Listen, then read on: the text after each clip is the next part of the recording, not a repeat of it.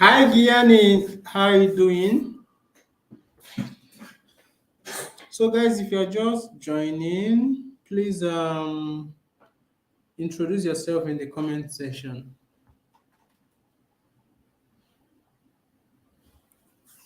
Gianni, can you hear me?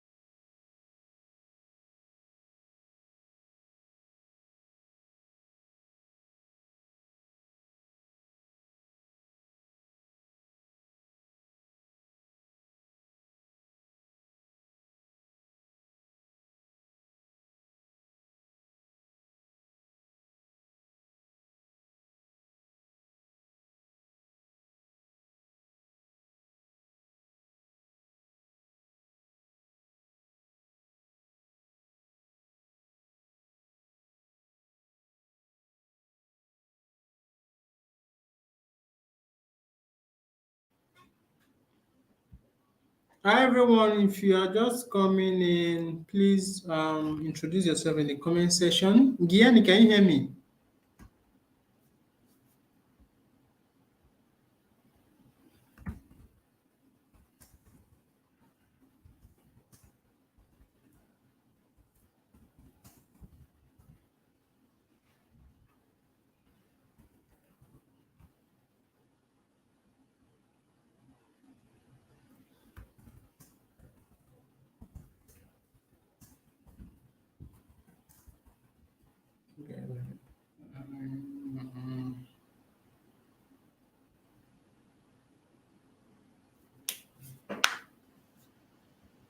Gianni, can you hear me?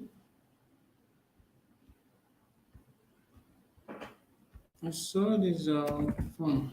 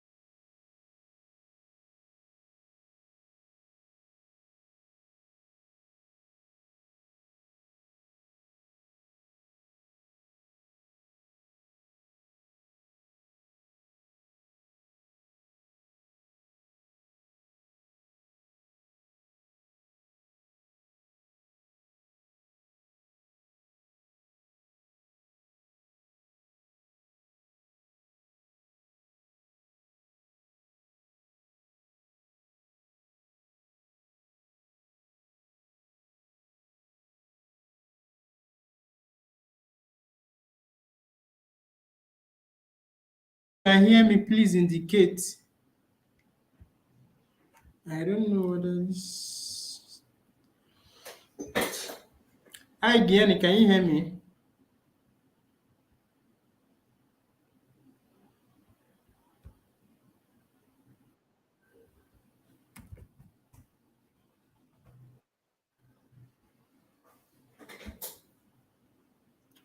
Hi Mary, good afternoon. Yeah, so guys, if you are joining, just tell us your name, your location, and startup name.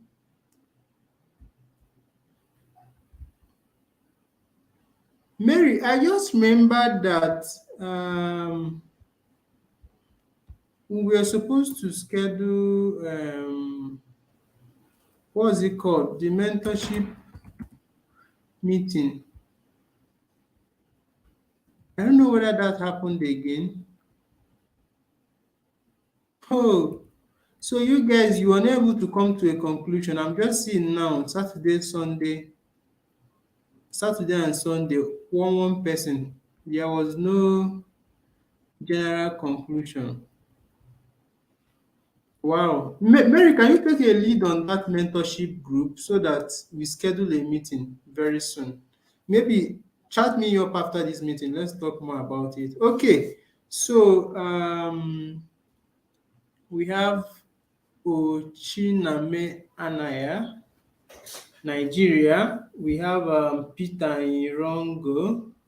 Okay, let me send you guys the link to the studio in case you wish to join. So guys, we actually drawing near to the end of your ideation program, and we know you've had a lot of progress. Actually, today is I mean tomorrow is like the official last session for your program. Yeah. So tomorrow is like the official last session, but then we'll have a final session where we will teach you how to be investment ready, and then demo day preparation, more like a revision session in preparation for your demo day coming up in the third week of November. So during the demo day preparation, we are yet to conclude whether it's on Friday, this Friday, or we make it next Monday. But then we have another session tomorrow where we talk about pivoting. Maybe your startup is not working out as planned, or you've been on it for long, or you're not figuring things out. So, how you can pivot and when to pivot. So, we are treating that tomorrow, and then strategic leadership, what it takes to build a competitive startup in an ever-changing economy. So we would love your feedback on what you've been doing so far. So if you have any place you think you're still missing out on, and your mentorship and all, if you have any questions on that, please do reach out to me. So we have our facilitator for today. So we have to launch into this section now. We have to launch out the session now. Good afternoon, Mr. Sheye. Great to have you here. Can you hear me? Oh, his screen is fixed. Sheye, can you maybe exit and join again? Your screen is fixed. I think it's network issue.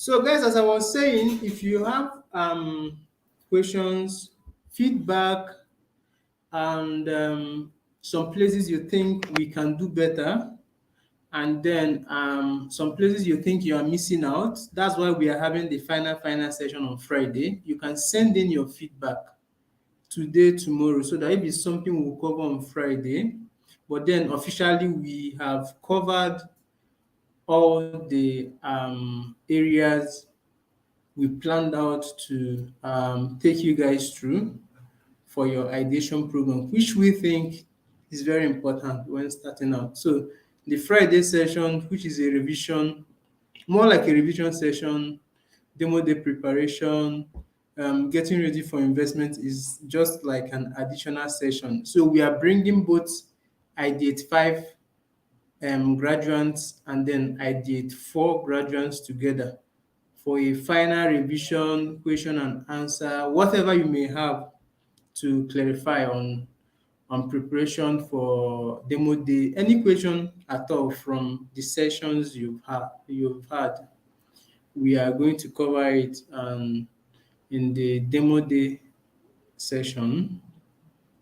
So you guys should get ready for that. Are you guys ready? Mary, are you ready for pitching? Gianni,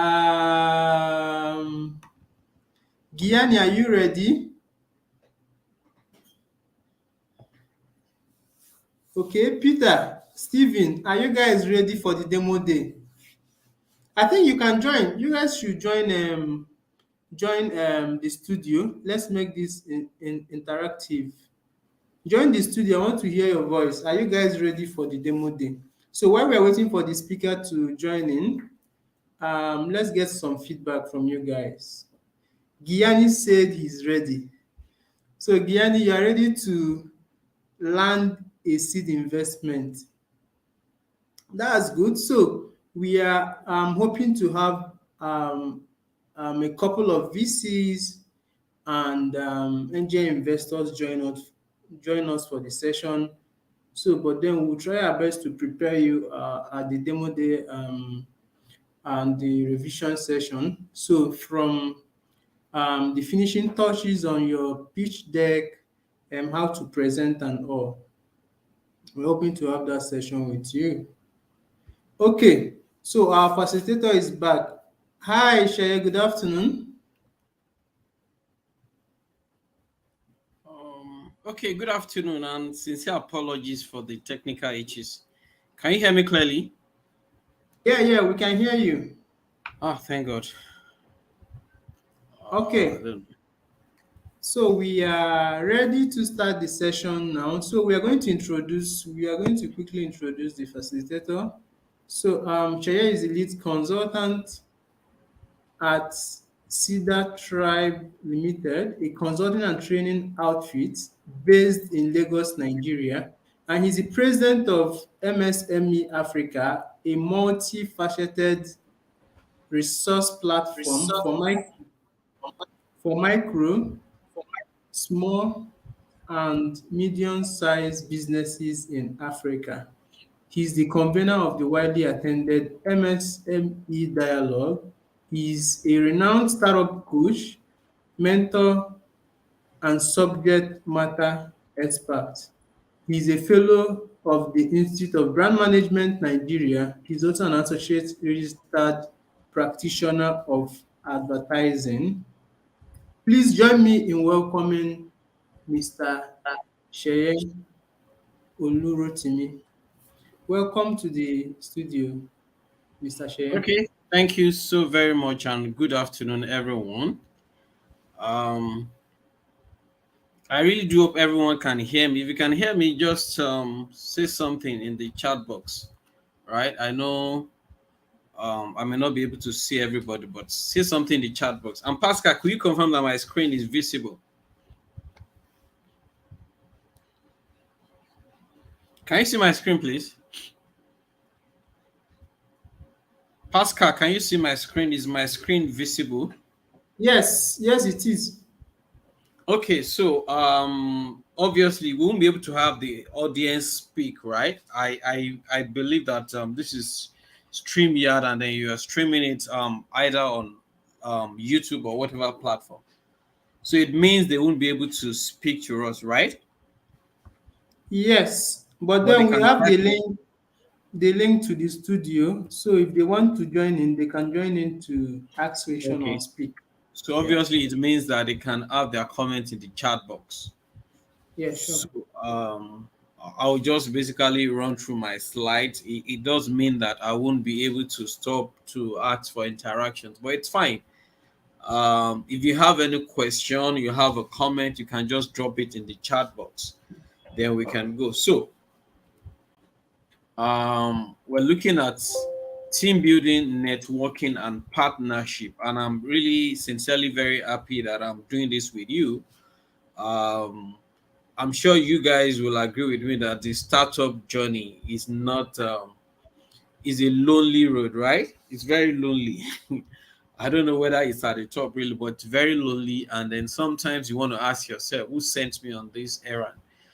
I've had to ask myself a couple of times if I actually needed to run startups, if I had to run business, can I just do stuff, make money, and just rest my head somewhere? So it's a lot of work, but with team building, with networking, with partnership, I'm sure we can achieve a lot more than we presently are doing. And so let's just dive into my slides. Let's talk about how to build a team, how to network effectively, and how to build partnerships that can help your business to grow and become better than it had always been. So, like you had already introduced, I'm the founder of MSM in Africa. I also run a company called Cedar Tribe. And over the years, I found out that some things are invaluable. And one of those things in being able to have a network that can make things happen for you. A lot of businesses will not be settled on the strength of your proposal or your pitch deck.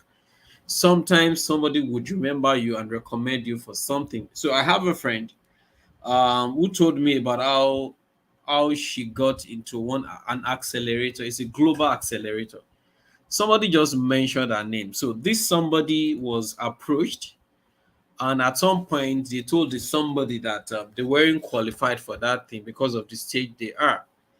And it's been such a very long process of interviews and application. And so the person just said, "Okay, I know I'm not qualified, but can I just recommend someone?" And said, "Why not? We spent a lot of time. We need to close this thing as soon as possible."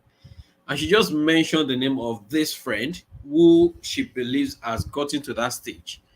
And they said, "Okay, let's look them up." They checked the person up online and everything. I was like, "This person looks like who we were looking for." And they called the person and they have a short conversation. "Oh, yeah, send us your pitch deck, send us a document." And she got into that accelerator. And it's a global one, came with a couple of things, investment, grant, just because somebody mentioned her name. And that's what a network can do for you. So it's good that you have your pitch deck, you have sent it to 200 VCs, you have sent it to 1,000 angels and what have you. But sometimes what you just need is networking. All right, so let's talk about team building first. How do you build a successful team? So I know there are a couple of challenges with startup. You need to bootstrap, you don't have enough money, you are looking at your runway, what you probably have from your safe investment from your early investor is barely enough to pay 5 months of salary. And the 5 month salary we're talking about does not even include your own. You're not even paying yourself. And you are looking at a couple of things, and then you probably have people who want to come on board as team members and they're asking for an arm and a leg. How do you do it? How do you build a successful team? How do you build a team of people who would buy into the idea and they will not hold you to ransom? I know some guy who had a CTO, a very important person in the organization who is building their front end and back end or whatever you call it. And the CTO relocated to Canada without telling this guy, and it was unreachable for 2 weeks. Just imagine. And this was the time they were building their MVP, they were talking to investors. And this guy was frustrated, he was depressed, and the only thing he didn't do was to commit suicide. So, how do you handle a team as a startup? How do you build a team that can actually be the best for you? So, that's what we're talking about. All right. So, teams are independent group of employees who unite around a particular task, a project, or an objective. That's what the team does. They unite around a task, right? And so if you have people who are not uniting around a task and they are just working in silo, there is a problem. A successful team works together well. They are able to accomplish the goals of the company, the startup, and they encourage each other. So these are the qualities. You can also type in the chat box, right? I want us to type, if you can type, what do you think are the qualities of a good team? What do you see in a team that makes you conclude that this team is a good one? I would love you to type in the chat box if you can. I would love to see our comment. Right. So I am seeing a couple of comment here. I'm ready. Okay, I think that's for introduction. So if you can type in the comment box, I'll quite appreciate that. What makes a successful team?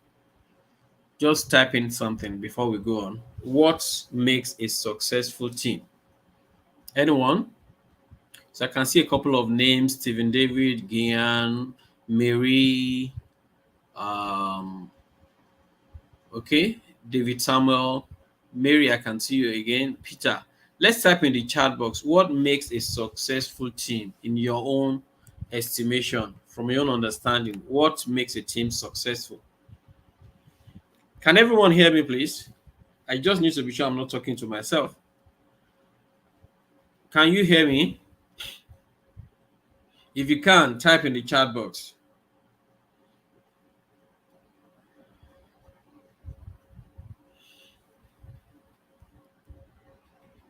Can everyone hear me?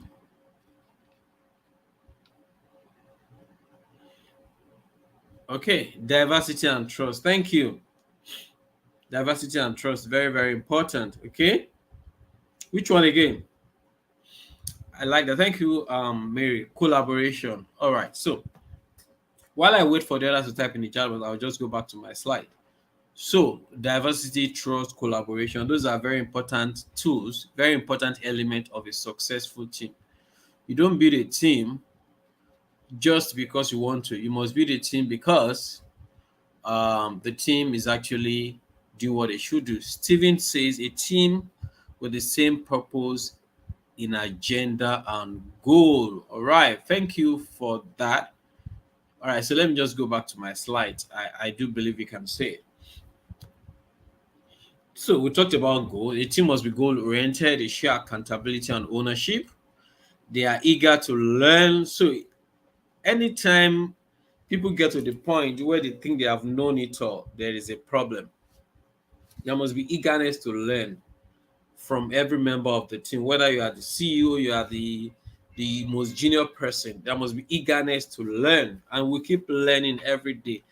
And as starters, I'm sure you know the normal drill. You get into an accelerator and you keep learning. Sometimes you are telling yourself, all I want is money. And why combinator is saying you can't just come in and get our money, get into our accelerator. Sister is saying the same thing. I mean, I mentor for sister, I mentor for a couple of these guys who want to give you money, but they will say get into our accelerator. And every week you have maybe 4 hours of lectures, you have 1 hour of mentoring, you have assignment, and you are telling yourself, do these guys want to kill me, right? The truth is that you must keep learning. It's very important. Diversity, just like Mary said, you can't just get a team where everybody's doing the same thing, they are thinking the same way. There is a problem. So the quality is still the same thing. Strong communication. A team must support each other. Now, how do you get and work with co-founders? For some of you, what you will need to do is not to employ somebody that you'll be paying salary every month because there's no money. So you might want to get some other people on board who will understand that we are not making money yet. And so they come in as co-founders. They get equity instead of getting salaries. So you guys might organize some allowances for yourself, but equity is what they get. And that even also encourages them to put in their best because if the company prospers, they prosper.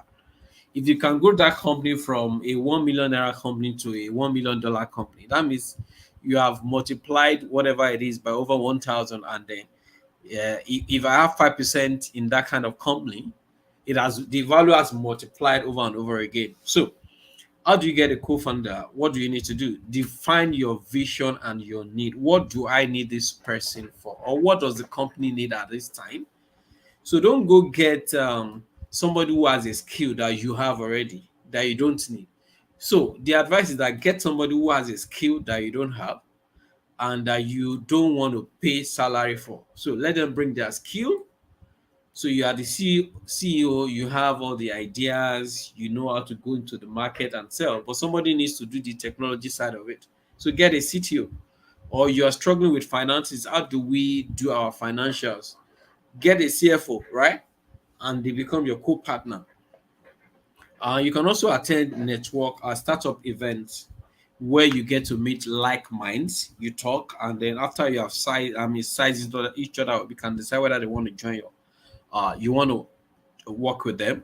Then when you join incubators and accelerators that bring people together, what happens is that you guys have gone through the same training, you have learned the same skills. It's easier for you to say, let's team together and found and let's start an accelerator. So the guys that own Stairs, I don't know if you know Stairs, they met at during an accelerator. I know a couple of startups too. They were in an accelerator program or incubator program, and after that, they have ideas, they run it with each other, and they decide to start a company. Evaluate your compatibility. Look for somebody who will not stress your life out. You believe in working from 5 a.m. to 11 p.m. This guy believes in soft life. He wants to work 2 hours a day, 2 hours a day. Can you guys agree? If the person is not going to agree with you, if you're not going to agree with them, there is no need for you guys going to that kind of marriage. Is bound for divorce and bitterness. Then before you officially get somebody as your co-founder, do you also want to do projects together? Maybe that can also help. You work on a project together and then you see how they behave, and you tell yourself, based on what this person is doing, I am not sure they can be my co-founder. Or based on what this person is doing, based on the way we work together on this project, we are just very complementary to each other, and so let's get it rolling. Discuss your equity and roles. Please don't assume that the other person is reasonable, and so when it's time for us to talk equity, we can just agree on it. Talk about it from the very beginning, because everybody has greed, everybody can be selfish, but what would curtail your greed is that document you have signed at the beginning, so that when the greed comes up, you would something will tell you, okay, you cannot bring this up. Remember the document. All right. So discuss it at a very early stage. Draft legal agreement. Look for complementary skills. I've mentioned that, and then tell yourself, discuss within yourself, how you guys are going to fund it. Some people would come in and they don't have money to bring. They just have the skill. Do you want to accept that? Or some other people have the money, they are not going to be present on the job. They have some other things they are doing, but they also want to be co-founders. They want equity. So discuss, is that okay with you? Is that what you're looking for? If you have enough money, you don't want to bring in somebody who wants to bring in extra money. But if you have the skill and the idea, but there's no money, you want to bring in someone that brings in the money, right? And you guys are fine. So I have startups like that I've invested in. And the only thing I do is just give them money. But of course, because of what I do, I can't shy away from also mentoring from time to time, because that's what I do regularly. So, but we just need to define things from the very beginning. Have a process for resolving your conflicts that is well documented and agreed to by each partner. So you can say, in case there's a disagreement, we're going to be bound by the Constitution of the Federal Republic of Nigeria, or we are going to invite a mediator, or we're going to do this, and this. That's how you build a team. That's how you get co-founders. That's how you can actually ensure that things don't go the other way. Now, let's talk about talent attraction strategies. How do you bring in the best kind of people? Number one, you need to craft a compelling employer brand. So you are just a startup, and you know, think about startup. There is a lot of uncertainty, especially when you are just starting, when you are just coming up. People are saying, "Can I leave this job, this business that I've been in operation for about 30 years, and they pay my salary on the 25th of every month without fail, even though my salary there is 200k." Then I have a startup that is saying they want to pay me 300k, but I don't even know. These are young guys, and so you need to craft a compelling brand. You need to be the darling of every reasonable employee, and there are ways to do it. You just need to bring in a lot of corporate governance and some other stuff. Then, of course, use online platforms like LinkedIn and some industry specific website to get talent for your business, right? Depending on the stage you are. But I will also advise you, don't bring in people that you cannot afford to pay. Do a lot of bootstrapping, have a lean workforce. And that's what I practice over time. And it has really, really worked for me. Okay.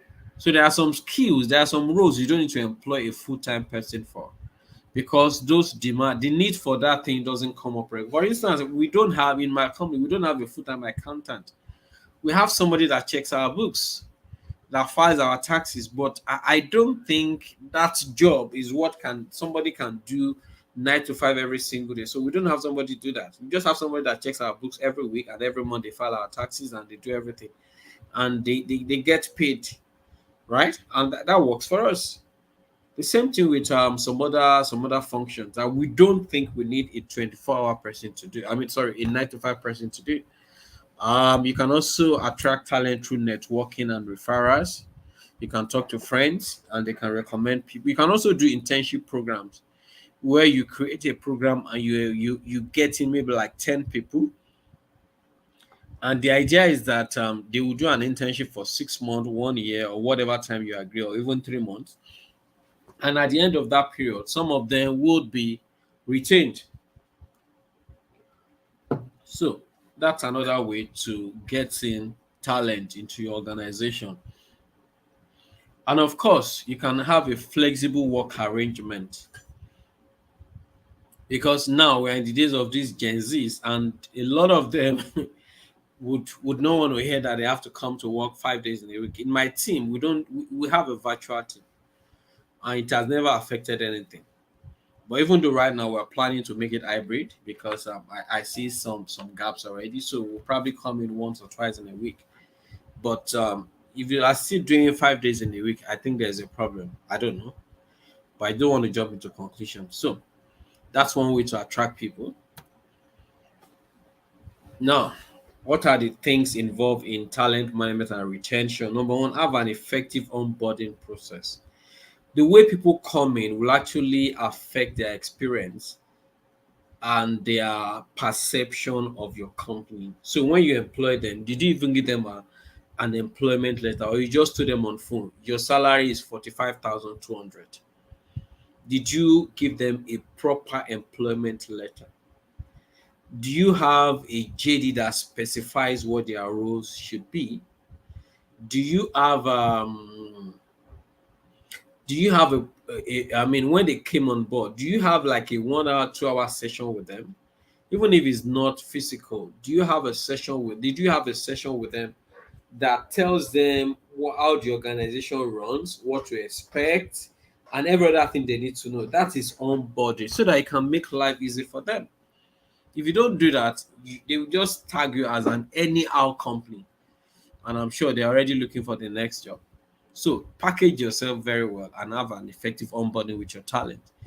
Also, you need to invest in learning and development. Do training for them. It doesn't have to be the most expensive kind of training. Then, of course, there must be recognition and awards for people that are doing well so that they can be motivated, and the other people that are not doing well can actually also get encouraged to do well. Focus on the well-being of your employee. What can you do? Get them HMO, get them things, have a reward system that ensures that performance that there are performance related. Those are ways you can ensure their well-being. Let there be clear expectation and goals. Don't make it ambiguous to them what they are meant to achieve. Let it be as clear as night and day what you expect from them. And of course, let there be legal and statutory compliance. Your company should comply with the law, because if you don't, for instance, you're meant to pay when you deduct their taxes, you're meant to pay their taxes. When you have a certain number of employees, you are meant to register them with pension and the pencom and pay their pension and some other stuff. So you need to comply with these things so that your employees will know that we are working with a proper organization. I know organizations that will deduct your tax and they don't remit it. And so when you need your tax clearance for any transaction, it is not available. That's a problem. Or they deduct your pension, and then 3 years after you left them, you are still running after them. There is a problem.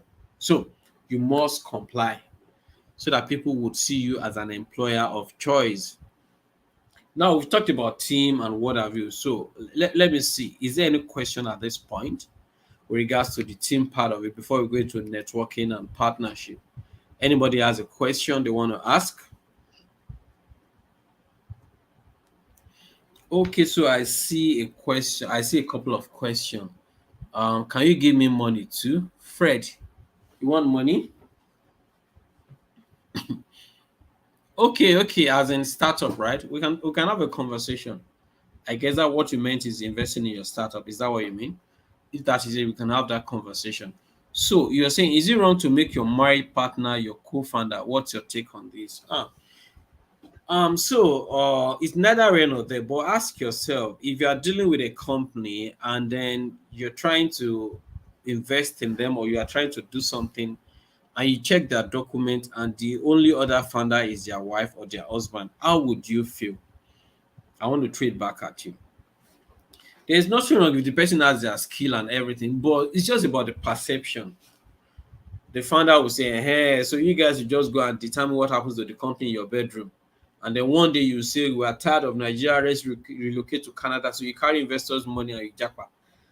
Or also, they also believe that if it's your married partner, you guys might not be very objective. There might not be enough corporate governance and what have you. So I think on the surface, already is not looking very good. So I will advise that even if they are the one that you funded an organization with, and then something happened, you guys become married partners. You might want to get one or two other people on board so that it doesn't look like a husband and wife thing. It doesn't sound really good actually. So that's my take, Fred.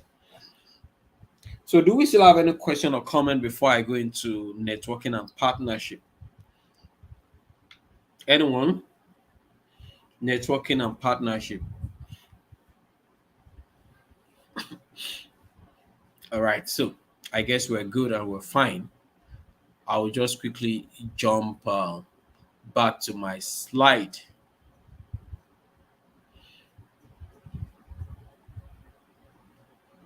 So,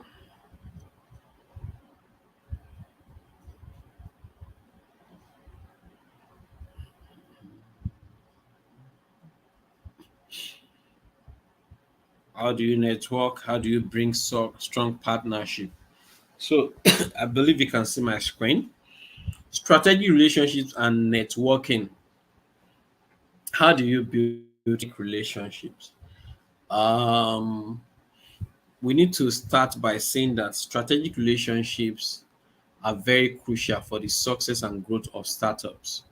Startups will not grow, they will not survive if they are not building strategic relationships, whether with their employees, with their co founders, with investors, with consumers, and every other stakeholder that they need to build relationships with. So if you need, the only thing you need to do is to look good to investors, because that's what I see with a lot of startups now. They just package themselves and everything they care about is we have raised $2.1 million. We have raised it. And because of that rat race of raising, they don't care about other people. Everything they want to do is to look good to investors. And so they have the best of pitch decks.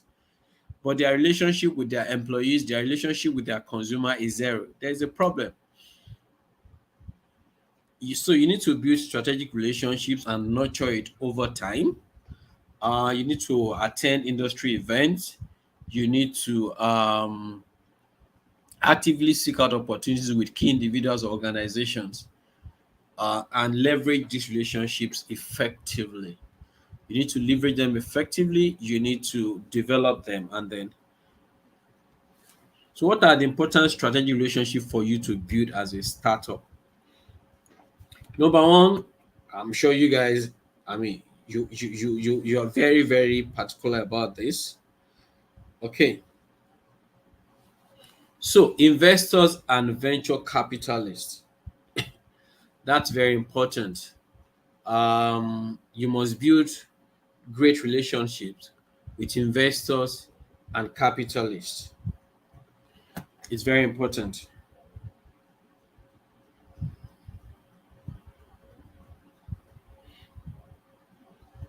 And I'm sure you know why that is very important. If you have all the everything, all the you have all the skills, you have good products, but you don't have investors, you don't have people to invest in your business, there's a problem. So I've heard about startups in recent time shutting down because they could not raise funding. And it's actually ironical that now we are, I mean, I'm sure you guys had about a case of about two or three startups that raised money. And after raising money, they are shutting down. Those guys are just funny guys. And I'm sure I want to believe that you guys wouldn't be like that. You raise money, one of the, I can't even remember the figure now. You raise such a large, figure, and then you are shutting down. That's crazy. So the second kind of relationship is between your mentors, is with your mentors and advisors. These are people who can guide, they can provide industry knowledge, and they can provide valuable insight. And this is what I see with startups when they are just coming up. They are always available for all of these things. I have guys that I've mentored who have moved on to do bigger things. But at the time when they start raising funding, they become too big for mentors because now they look at the size of their company, they look at the valuation, and they are saying, "Who is this person? Who wants to advise me? Who wants to mentor me?" And so they hardly ever ready, and they claim to be too busy to talk to mentors, to attend to mentors, and then they just feel like they have arrived. Don't be too big for investor for mentors and advisors, please don't. And that's why a lot of venture capitalists, apart from investing in your company, they also want to hold some position on your board, or they want to still mentor and guide you so that you can make good use of their money. Then, of course, your customers and your early adopters, the people that are buying from you now, you need to nurture relationship with them, because when you are going to investors, you are going to them with your acquisition figures, the number of customers, the number of consumers, the number of our subscribers. So you need to nurture relationship with these people. If not, you don't have anything to project to your investors. You don't have anything to share as your success story. Then, of course, number four is your suppliers and manufacturers. If you get raw materials or whatever you get from people that supply to you, then of course you need to talk to your suppliers and manufacturers. You need to build relationships with them so that they can ensure that you are continuously able to meet your production needs. Okay, and then when we talk about supplier and manufacturer too, let's not limit it also to just physical people that supply things that you do for maybe physical product. Anybody that provides service to you, even to provide, that helps you to provide your service, is also your supplier, right? So anybody that is important for you to ensure that you're able to deliver the service that you sell, they are also your suppliers. You need to build relationship with industry associations and communities. So as a startup in Nigeria, I will advise you to join the Innovation Support Network, especially if you do things around ops. All right. But if you don't have, but there are also other associations and communities, WhatsApp communities that you can join. I know, for instance, I'm a part of the First Founders Up, and the kind of conversation that go on in that place on a daily basis is, in fact, it's a whole university for startups. And I've had to introduce a couple of my mentors to the platform. So look for industry associations that you can join. It could be, for if you're into fintech, look for a community of fintech founders, a community of whichever one you are, fintech, clean tech, edtech. Look for that community where you can learn, you can exchange ideas, and then um, you can also become aware of opportunities. All right. For instance, I am the founder of MSME Africa, and we have the MSME Africa community. And as of today, we have about 3,000 people in 3 WhatsApp groups. And we share opportunities on a daily basis, right? And so people are in that community, and then they're always saying, "Thank God I'm part of this, thank God I'm part," because every opportunity that is available, you get to see there. Of course, academic and research institution can help you to fine-tune your ideas. Startups and enterprise development organizations like Faith Foundation, EDC, VC4A, Tony Elumelu Foundation, MSME Africa, you need to build relationship with these kind of organizations. So the general idea is that don't go it alone. The startup journey can be lonely. Don't just lock yourself in the room and you just, all you are just doing is coding and coding and coding and creating program. You need to move out. You need to attend industry event. You need to meet other people. All right, media and influencers too. The influencers can actually shorten your journey when it comes to pushing your product to the right people, because they can actually help you to publicize, and then you can get traction. Grant and donor organizations. Please don't joke with grants, don't joke with donors. It is not every time that you want to get money in exchange for equity in your business. Sometimes some people are willing to drop money and they won't be asking you to have a stake in the business. So I can share this freely. Recently, my organization got a grant from a Macato Foundation funded program, and it's a five figure in dollars, right? So thousands of dollars that we got, and I never knew that this particular whatever program was available and we could apply for it. In fact, I applied on the last day and we got it, and that actually changed a lot of things. Apart from the grant, we've been able to go on trips sponsored by this same program. I was in South Africa 2 weeks ago. I'm going to Thailand next month just for a lot of learning tours and whatever. So please don't joke with grant and donor organizations. And the good thing about them is that when they give you money, they are not asking you to give them equity, and they are not breathing down your neck. So it's money you get, and you are not expected to repay back to repay back. All right. Then legal and financial advisors, so that you don't get into trouble. They can advise you on the right step to take. When you are so excited and you want to sign away that document, your legal person can say, there's this clause you need to pay attention to. Please don't sign this document yet. Okay?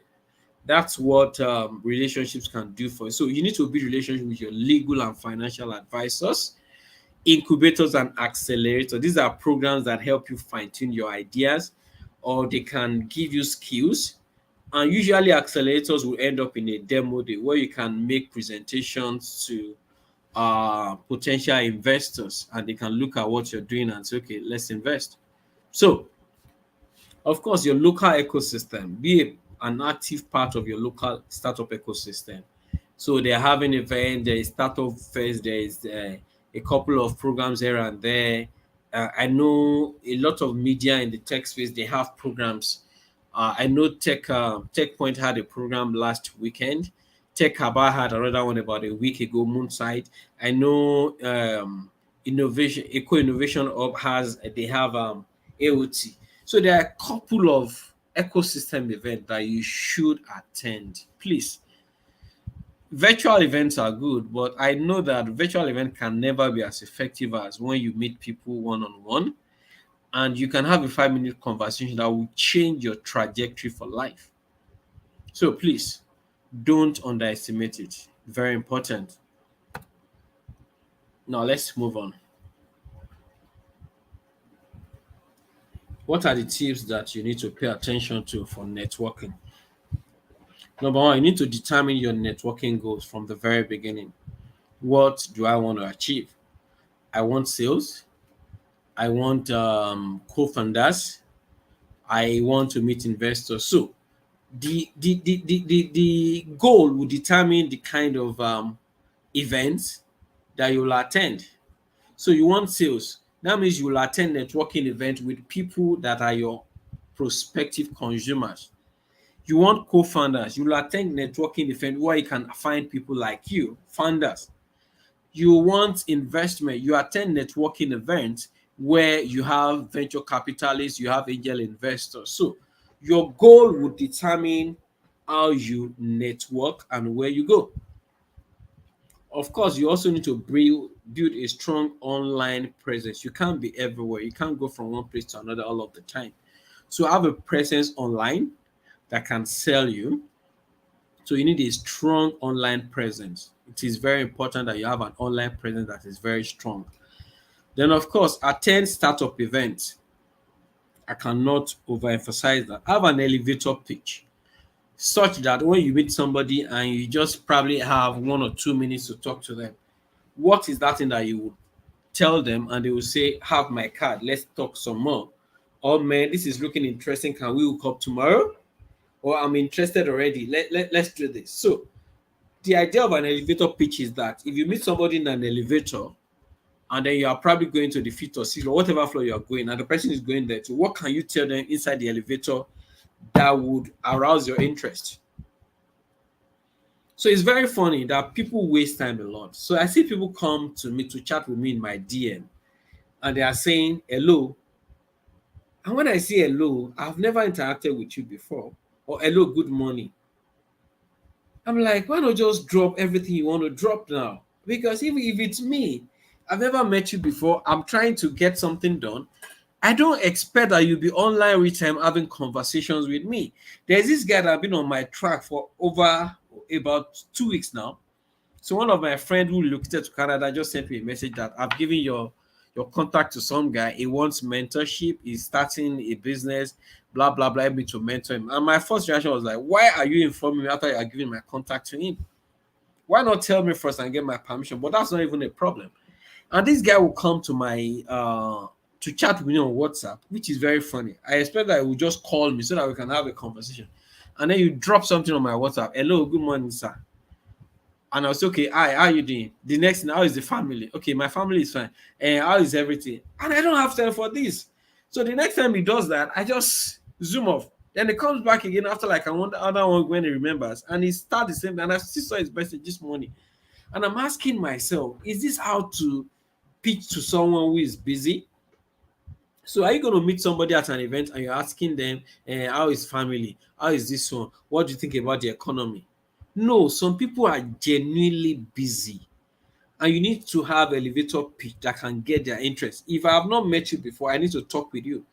I would rather want to place a call to you. I might just want to call and say, is this the right time for you to speak? If it's not the right time, okay, can I drop a message for you on WhatsApp or whatever platform? And I type it long so that you can already know why I'm reaching out to you. So please don't go into people's DM and say hello, and the person says I after like 10 minutes, then you say how is the family, and you drop that and go away. That shows an act of unseriousness.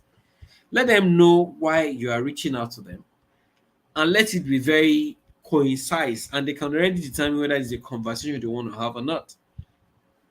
Be a good listener. It is good for you as a networker. Don't be carried away by what you want to say that you're not listening to the other person. Offer value. Sometimes when you listen, it's actually more beneficial to you because when you're speaking, you're not saying anything, you're not learning when you speak. Everything you are saying is what you know. So when you listen, you actually get to know the other person more. You get to know what they do that you can tap into. You get to know where they work, and you find out that they are probably your potential customer. But if you don't allow them to talk and you are the one doing all the talking so that you want to show off, you want to tell them how much your business is worth, what your valuation is, and you spend all the 10 minutes that you have telling them about yourself. Whereas this person you are talking to, he has the plug to an investor that you have been looking for. But because you are too carried away with your own talking about yourself, you are not able to listen to them. So be a good listener. Understand that it's not always about you. Another thing is you need to offer value. Don't just be a parasite.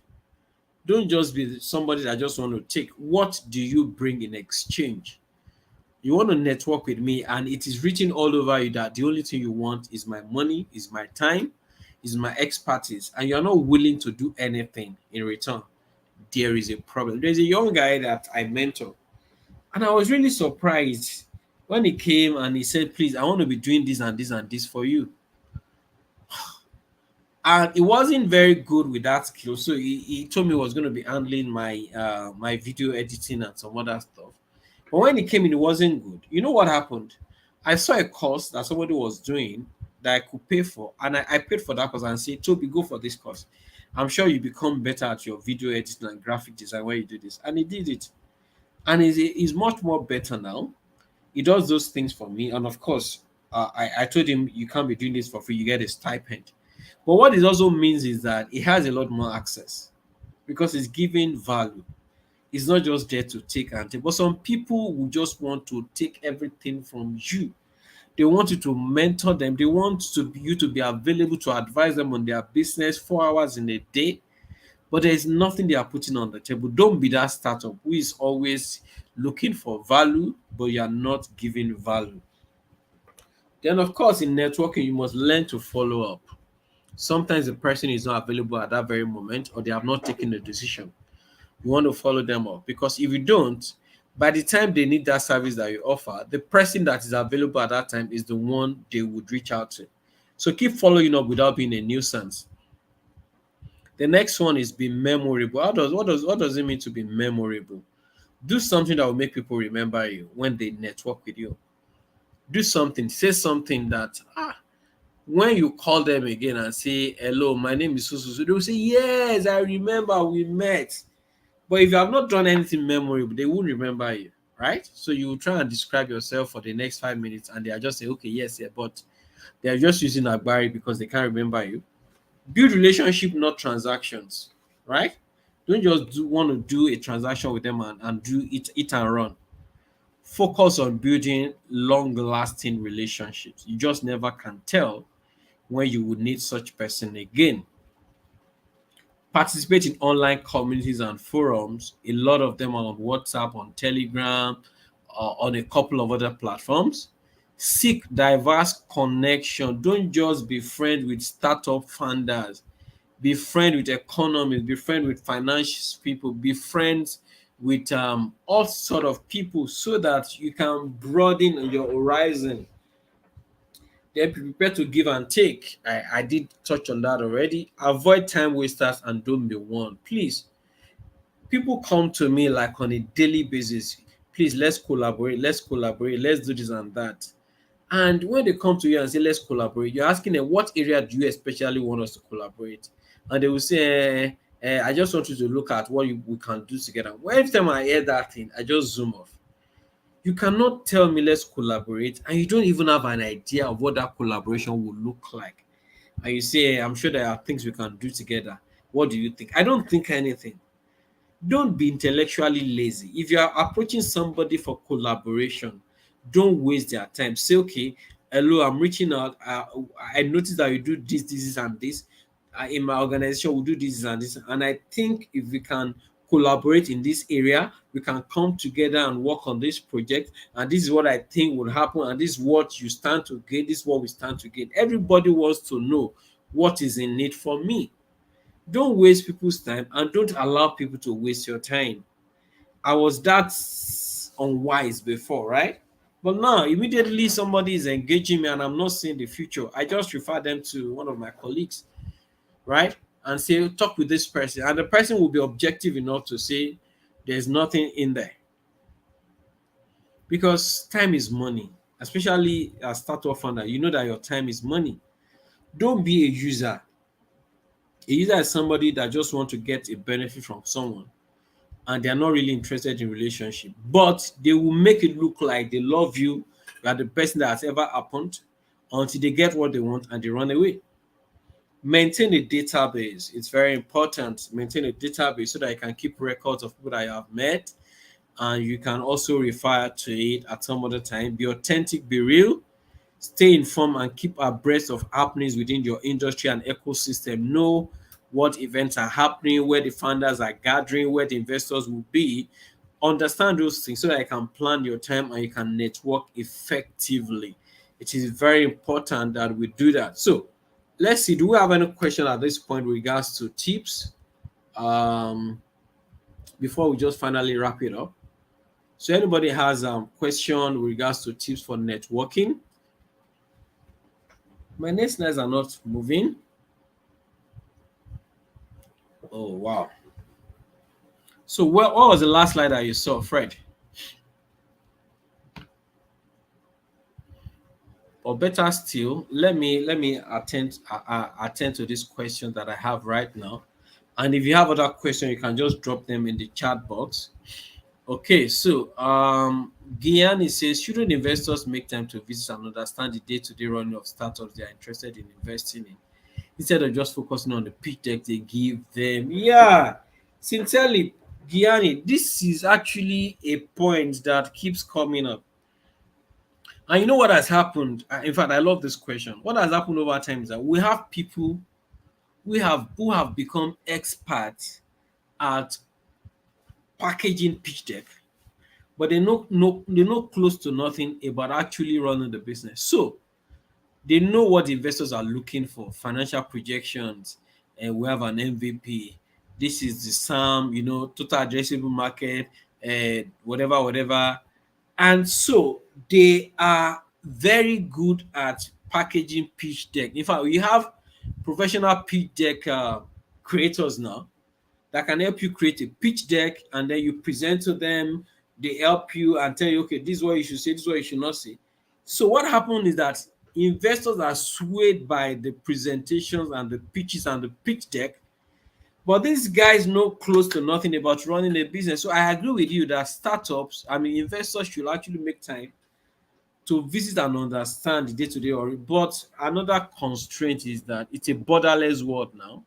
So you have an investor that is in the US, you are in Nigeria. Do you think they will have they have the time to come around and visit you to check your day-to-day running? It's always very difficult. Even if you're in the same country, they probably have 100 people sending pitch deck to them every day. So it really looks like this startup thing sometimes can be a game of luck. Even investors, they just look at it, ask all the questions, and of course, they do some level of due diligence. I'm sure you know. Even after saying you want to invest, they ask you for your financials, ask about your corporate governance. They want to see some document. But we know people that have actually become very good with packaging those things. In fact, I have a friend right now that I personally know that they are not doing anything. Sincerely, they are not doing anything. But I see her all over social media. She was in one of these accelerator that gave them $150,000. Presently, she's somewhere outside the country for another program. But the business itself is not doing anything. But when I see the figures that they project, when I see the tractions that they talk about, in my mind, I was like, investors, kai. But you know what usually happens? After about 2 or 3 years, they raise another round of funding. And of course, the valuation has gone up. The present investor, they can decide to exit. Of course, their money will have multiplied. The next set of investors come based on the assumed valuation they invest. So that bubble keeps getting bigger. And what might happen at some point is that this old bubble will be busted one day. The startup space has a lot of, I don't know, we're too crazy about valuation that a lot of people are not running their businesses well. And investors, I agree with you, Guyana need to do a lot more when it comes to understanding the startups and being sure that they are actually doing what they claim to be doing instead of just placing too much focus on pitch decks. People have mastered pitching now, right? So, Fred ASM, is it better to run a vertical company or you are better performing outsourcing partnership? It depends on where you play and what you want to achieve. So I'm not sure I can give a yes or a no answer for this. It depends on your peculiarities, what you are trying to achieve, and what obtains at the moment. Okay. Owen, name of the company, grant organization, please, and startup group for opportunities. So there are a couple of grant organizations. So it depends on the sector where you play. For instance, Zenith Bank, there's a Zenith Bank competition that started like a year or 2 years ago. I mentioned some of the founders. There's a grant that is attached to that. There is DAA, is it Data now? DGLU something something. That one is funded by ARM. I think it's 12 million naira in grant. I know of Sister Accelerator. Tony Elumelu Foundation is another grant organization. A couple of them. What you can do, Owen, is just to Google it, right? Google it, then visit vc4a.com. Vc4a.com will show you opportunities on a daily basis. The same thing with msmeafricaonline.com. That's a platform that I run. You would see opportunities on a daily basis on those platforms. Then when you also join communities, you will get to see those things. So there is First Founders. Check First Founders on Instagram and check their bio. I think the link to join their community is there. If it's not there, you can just send them a DM. It's a platform I would recommend for every founder to join because there are a lot of interactions and learning taking place there. So just you can also check Google. Name of the grant. Okay, your next slides are not moving. Slide is stuck at slide 10. Apologies. I'll probably just go back and run the slide. The one you mentioned, is it Mercator Foundation? Okay, the grant that we got is from Mercator Foundation. And that grant is actually focused on media organization. So MSME Africa that I run plays at the intersection of enterprise development and media. So we have a media arm, we publish on a daily basis. So that grant is actually for media. So if you run a media organization, Mercator is very big on funding media. Ford Foundation funds innovation. They fund a couple of other things. So you might also look at Ford Foundation. Which other again? Then Act Foundation, owned by Access Bank. They fund innovations too. Um, which other one again? Google, of course. You know Google now. If you can get to Google Black Funders Fund, that's a whole lot of money, and you don't have to pay it back. So, and there are also programs by Google that is not money. They will give you AWS credit. I mean, sorry, Google credit and a couple of other things. Just keep checking, just keep checking, just keep checking. All right. So let me just go back to my last slide. I think that's the last slide. And then if there are more questions, I will attend to them before we call it a day. I know you guys are funders, you're actually busy. So and it's the middle of the day. So let me just go back to my last slide. And please kindly confirm that you can see when I share. That's the very last slide for this presentation, and then I'll just wrap it up again by going over the things that I've said. I really do hope that we have benefited from this. And I'll probably just, you can just probably get my contact from Pascal too. Um, yeah, or my email address. That would do. If you have questions, I'll be glad to attend to them. So relationship you need to build. This is slide what now? Somebody said I got stuck at slide 10. So I want to build, I can see my slide now. This is the slide for investor important relationship for you to build. And I mentioned all of them: investors and venture capitalists, mentors and advisors, customers and early adopters, suppliers and manufacturers. You have that already. So the last slide, which I went over, I'm just going to do like a recap for 1 minute, is that you need to define your networking goals from the very beginning. You need to build a strong online presence. You cannot run away from it. You cannot run away from building a strong online. People will check you out online. All right. Attend startup events. Have an elevator pitch that you can quickly present to someone when they don't have enough time. Be a good listener so that you can know how to tailor your networking. Offer value. Follow up with people that you are networking with. Be memorable. Say something. Do something that will make people remember. Don't just be lost in the crowd. Don't be dull, right? Don't just be like there. Don't just be there. Build relationship, not transactions. Participate in online communities and forums. Seek diverse connections, people in different sectors, people in different industry. You just never can tell when you would need that relationship. Be prepared to give and take. Avoid time wasters and don't be one. Don't be a user. Maintain a database of people that you have connected with or you are trying to connect with. Be authentic. Don't fake it. Don't just try to impress that you not start being fake. People will see through you. Then, of course, stay informed and keep abreast of happenings within your industry and your ecosystem. Don't be a loner. All right. So that is the very end of my presentation.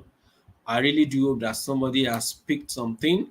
And if there are still questions, I will be more than willing to attend to them before I just hand over back to Pascal. Any question? There's something that is not clear.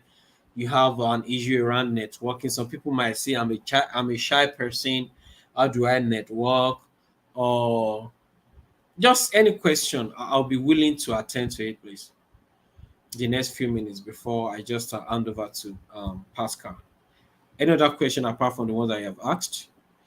And my slide will be made available to you also. They would send it to you. All right. Thank you, Owen. Any other person, you have a question, you have a comment, you need clarification.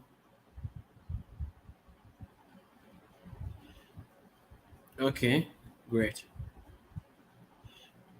So if there are no more questions, I'll just wrap this up by saying that your network is your net worth, right? The people that you know, the people that you mingle with, they can actually determine how far you can go in this startup journey. The journey is not always palatable. So you get to hear about people that are raising funds. I was telling someone yesterday when they were talking about the startup space. I said for every one person that raises fund, you have probably 100 people who have tried to raise fund unsuccessfully. So I know serious startup founders who have funded like 4 or 5 startups that all went down the drain and they could not do anything. Okay, but you only get to know them when they raise another fund, and you are saying this guy is very very lucky. But the thing is that the thing is that you see what the guy is doing and you are clapping for them, but you don't know what they have gone through. You guys know Farm Crowdy.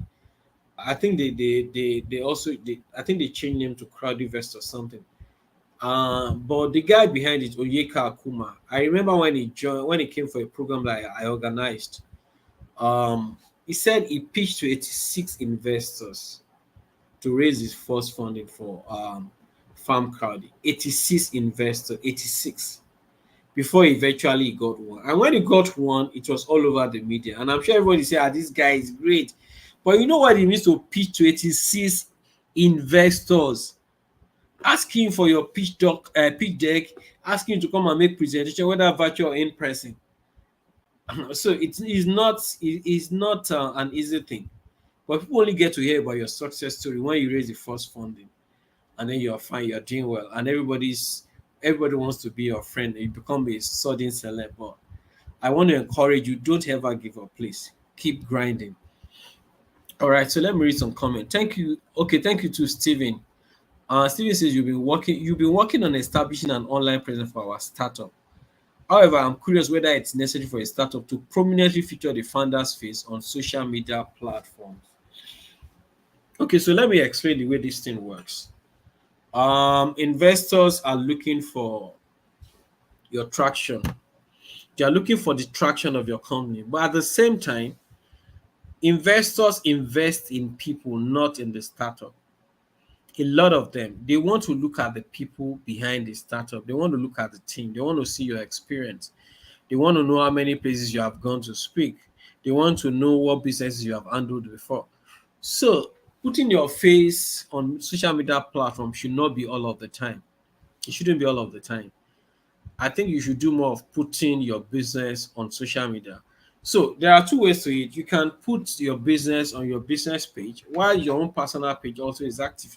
So you think that when investors are asking for your handle and you put your business social media handle, they won't go and check the handle for the founders. They play. So even if you don't give them your handle, they'll go and check you out too. So it doesn't make sense that your company social media page is busy and they come to your own page and it's dry. It might tell them something. So if you can manage both your social media page and their own page online very well, and there are no negative things about you, I think it's good. Just be very conscious. Ask yourself every single day that if somebody Googles my name now, what comes up? If they Google my company now, what comes up? The answer to those questions will tell you whether you're doing well already or you need to do a lot more. All right, so I hope I've answered that question. Okay, Fred says, I did not pamper you. Yeah, I don't have to pamper you because I know that we just need to say it the way it is, all right? We need to say it the way it is so that we can actually get the best out of it. Mary, thank you so much too. So I think we are done. I want to say thank you for being attentive in class. And so I'll just hand over back to Pascal at this point. Thank you, guys.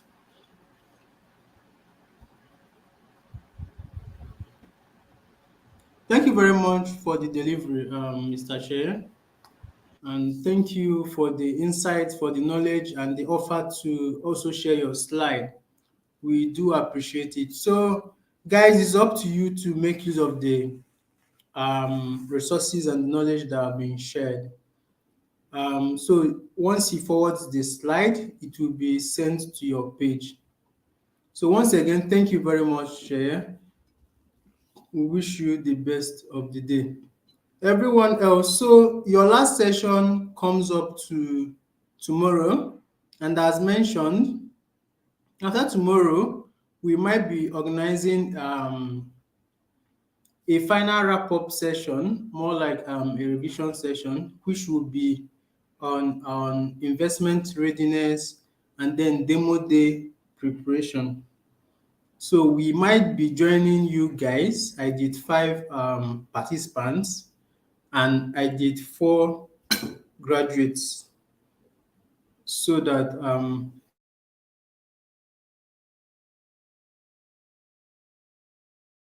that's about that. So every other information will be communicated to you on the page. So see you at tomorrow's session, which is